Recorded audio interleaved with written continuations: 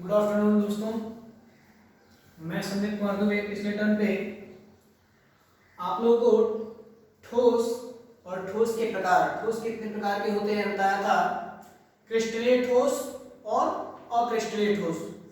लेकिन बंध के आधार पे ठोस चार प्रकार के होते हैं: आयनिक ठोस, आणविक ठोस, परमाणुविक ठोस और धात्विक ठोस। तो बंध के आधार पे जो ठोस होते हैं वो कितने प्रकार के होते हैं? चार प्रकार के होते हैं। आइए इनको हम क्रम से जानेंगे। आयनिक ठोस किसे कहते हैं? वह ठोस जो दो विपरीत आवेशित आयनों से मिलकर बना हो, यानी कह सकते हैं कि वह ठोस जो क्रमशः दो आयनों धनायन और ऋणायन से मिलकर, क्रिस्टल जालकों से मिलकर बना हुआ क्या है? आयनिक ठोस कहलाता है।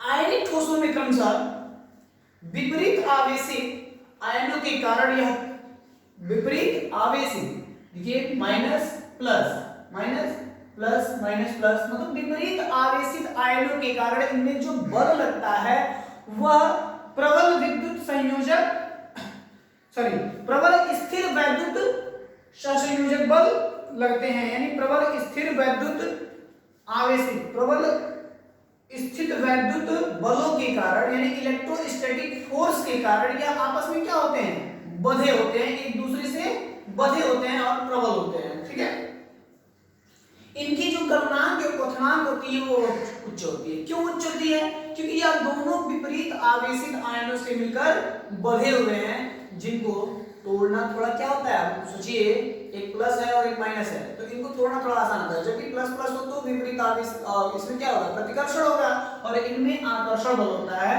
यानी इसमें प्रबल स्थिर विद्युत बलों का बल लगता है, जिसके कारण यह विपरीत होने के कारण इनके गलनांक और क्वथनांक क्या होते हैं? उच्च होते हैं। तो ये रहा हमारा आयनिक ठोस। अब आणविक ठोस किसे कहते हैं? तो ऐसे ठोस जो क्या हो, ऐसे ठोस जिनकी क्रिस्टल जालक सरल विविक्त अणुओं से मिलकर बने हो। विविक्त, विविक्त क्या है? तो विविक्त का मतलब होता है दो भागों में बटा, यानी बटा हो, दो अलग अलग अणुओं से मिलकर बना होता है। ठीक है, तो ऐसे ठोस जो दो सरल विविक्त अणुओं से, यानी अलग अलग अणुओं से मिलकर बना होता है, वह आणविक ठोस कहलाता है। इनमें आकर्षण बल जो होता है वो क्या होता है? क्षीण आकर्षण बल होता है। क्षीण आकर्षण, क्षीण मतलब कम, यानी क्षीण आकर्षण बल होता है। इस क्षीण आकर्षण बल को हम वांडर वाल बल के नाम से भी जानते हैं। ठीक है, इन क्षीण आकर्षण बल को हम किसके नाम से जानते हैं? तो वांडर वाल बल के नाम से भी जानते हैं। तथा इनका क्वथनांक और गलनांक क्या होता है? नीचा होता है। यानी आयनिक ठोस की अपेक्षा आणविक ठोस की गलनांक और क्वथनांक नीचा होती है, यानी कम होती है। क्यों? क्योंकि यह दो अणुओं से मिलकर बने हैं, इन्हें अलग आसानी से किया जा सकता है। ठीक है, तो ये रहा हमारा आणविक ठोस। अब परमाणुविक ठोस किसे कहते हैं? तो ऐसे ठोस जो क्या हो, परमाणुओं से मिलकर बने हो, यानी ऐसे ठोस पदार्थ जिनके क्रिस्टल जालक क्या हो, परमाणुओं से मिलकर बने होते हैं, परमाणुविक ठोस या नेटवर्क ठोस या जाल ठोस कहलाते हैं। परमाणुविक ठोस का एक अन्य नाम होता है, उसे कहते हैं नेटवर्क ठोस। नोट कर लीजिएगा कहीं कि परमाणुविक ठोस को नेटवर्क ठोस यानी जाल ठोस के नाम से भी जाना जाता है। इनमें प्रबल सहसंयोजक बंधन, यानी जो परमाणु होते हैं, इनके परमाणु प्रबल सहसंयोजक बंध के द्वारा आपस में एक दूसरे से क्या होते हैं? बंधे होते हैं। ठीक है, इनमें क्या होता है? जिससे एक जाल बन जाता है। अब प्रबल स्थिर, क्योंकि यह क्या है, मान लीजिए एक दूसरे से बंधे हुए हैं। ये मत देखिएगा कि क्या है, यह इससे जुड़ा हुआ है, इससे जुड़ा हुआ है, इससे जुड़ा हुआ है। ठीक है ना, तो प्रबल स्थिर। अब देखिए ऐसे बनता जाएगा तो ये जाल बनता जा रहा है। तो एक दूसरे से बंधे होने के कारण ये क्या, प्रबल सहसंयोजक स्थिर बंधों के जुड़े होने के कारण ये क्या है? परमाणुविक ठोस कहलाते हैं। तथा इनका गलनांक और क्वथनांक क्या होता है? बहुत उच्च होता है। क्यों बहुत उच्च होता है? मतलब यह एक दूसरे से एक बंध के द्वारा, प्रबल सहसंयोजक बंध के द्वारा जुड़े होते हैं। ठीक है, तो ये हमारा परमाणुविक ठोस कहलाता है। अब धात्विक ठोस किसे कहते हैं? तो ऐसे ठोस जो धातुओं से मिलकर बने होते हैं, अर्थात ऐसे ठोस जो धातुओं के गुणधर्म को प्रदर्शित करता है वह धात्विक ठोस कहलाता है। जो एक दूसरे को, इसमें क्या होता है, धात्विक बंध होता है जो एक दूसरे को बांधे रखता है, ठीक है, उसे धात्विक ठोस कहते हैं। इनमें धनायनों की स्थिति तो निश्चित होती है।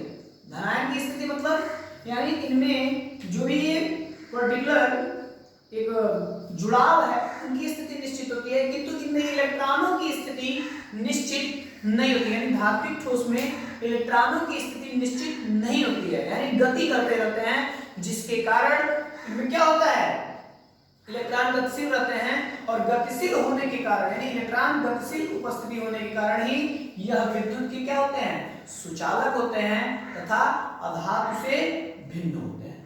ठीक है, पुनः एक बार, धात्विक ठोस दो विपरीत आवेशित आयनों से मिलकर बना है, जिसे ऋणात्मक और धनात्मक भी कह सकते हैं, धनात्मक ऋणात्मक से मिलकर बना है। इनमें कौन सा बल लगता है, तो इलेक्ट्रोस्टैटिक फोर्स यानी विद्युत स्थिर प्रबल विद्युत स्थिर आवेशित यानी प्रबल स्थिर वैद्युत आवेशित बल लगते हैं, इलेक्ट्रोस्टैटिक फोर्स। ठीक है, इनका क्वथनांक या गलनांक क्या होता है, उच्च होता है।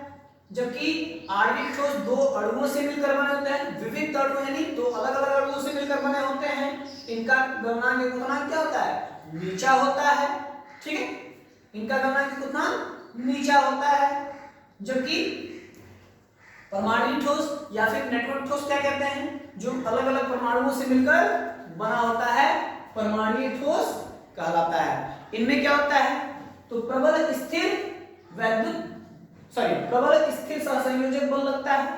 ठीक है, प्रबल स्थिर सहसंयोजक बल लगता है, जिसके कारण ये क्या होते हैं, एक दूसरे को बांधे रखते हैं, एक दूसरे परमाणु को बांधे रखते हैं, परमाणु ठोस कहलाते हैं। यहाँ पे मैं बताना आपको भूल गया कि आणविक ठोस में क्षीण बल लगता है और इन्हीं के कारण इनका गलनांक क्या होता है, नीचा होता है, यानी इनमें वान डेर वाल बल्स भी लगते हैं, जिसको क्षीण बल को वान डेर वाल बल्स के नाम से भी जाना जाता है। अब धात्विक ठोस क्या है, तो जो धातुओं के गुणधर्म को प्रदर्शित करता हो, धात्विक ठोस क्या है, जो धातुओं के गुणधर्म को प्रदर्शित करता हो वह धात्विक ठोस कहलाता है। यह धात्विक बंध के द्वारा एक दूसरे से बंधे होते हैं। ठीक है, तो ये हमारा क्या रहा, धात्विक ठोस। तो ठोस के ये चार प्रकार हो गए। ठीक है, ठोस के ये चार प्रकार हो गए आपको बंध के आधार पे। इसके पहले हमने क्या बताया था आपको, ठोस किसे कहते हैं और ठोस के कितने रूप होते हैं, तो मुख्य रूप से दो रूप होते हैं, क्रिस्टलीय और अक्रिस्टलीय। क्रिस्टलीय में क्या बताया गया था आपको, क्रिस्टलीय में क्या बताया गया था, हाँ, जिसकी ज्यामितीय आकृति निश्चित होती है तथा वह समरैखिक होती है। ठीक है, जिनका गलनांक क्वथनांक उच्च होता है, घनत्व उच्च होता है, वह क्या होता है, क्रिस्टलीय ठोस कहलाती है। जबकि इसके ठीक विपरीत असमदैशिक, ठीक है, आयन उसकी आकृति निश्चित ना हो, क्रिस्टल आकृति निश्चित ना हो, वह क्या है, अक्रिस्टलीय ठोस है। अब इसके बाद जो हम लोग पढ़ेंगे वह एकक सेल होगा। क्या होगा, एकक सेल। एकक सेल यहां पे मैं छोटा सा बना दे रहा हूं फिगर एकक सेल का।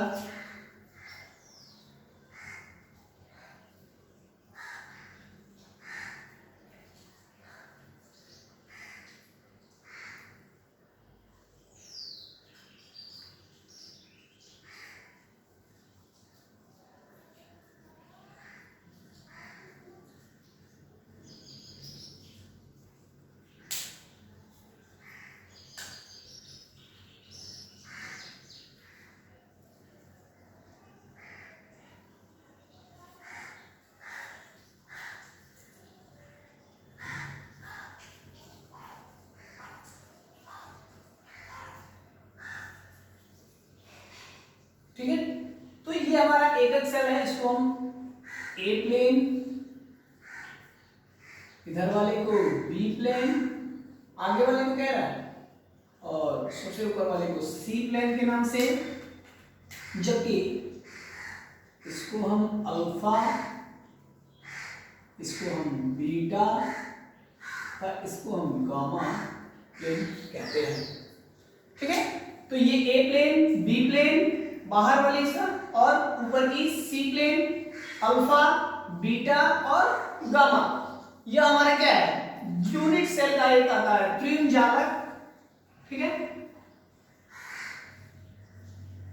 त्रिविम जालक और उसका एकक सेल, यानी त्रिविम जालक का एकक सेल। ठीक है, तो ये हमारा क्या है, त्रिविम जालक का एकक सेल है। और इसकी परिभाषा कैसे देते हैं हम त्रिविम जालक एकक सेल का, यानी क्रिस्टल जालक का वह क्रिस्टल जालक का वह सरलतम रूप मतलब आसान, या फिर कह सकते हैं क्रिस्टल जालक का वह लघुत्तम अंश जो किसी क्रिस्टल जालक का पूर्ण पैटर्न निर्धारित करता हो, एकक सेल कहलाता है। ठीक है, पुनः एक बार सुन लीजिएगा, क्रिस्टल जालक का वह लघुत्तम अंश जो पूर्ण जालक का पैटर्न निर्धारित करता हो, वह क्या कहलाता है, एकक सेल कहलाता है।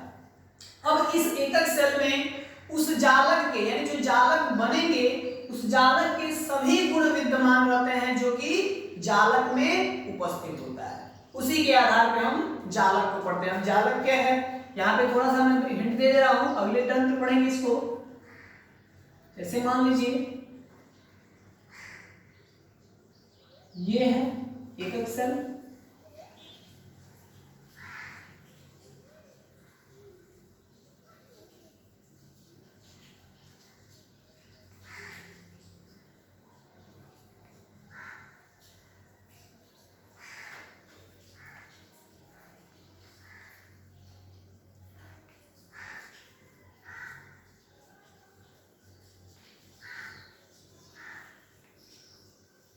ठीक है, ऐसे हम जोड़ते जाएंगे। यहाँ पे थोड़ा सा रफ डायग्राम बन रहा है, हालांकि ऐसे डायग्राम नहीं बनाएंगे हम लोग।